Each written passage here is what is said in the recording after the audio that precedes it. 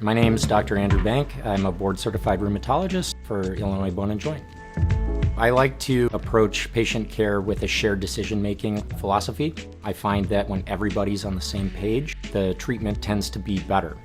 Some of these diseases can be very scary for people. A lot of it is the unknown. They may read online certain things that could potentially happen. I like to really reassure them that there are very good treatments and that we'll take very good care of them throughout this disease course to get them through this.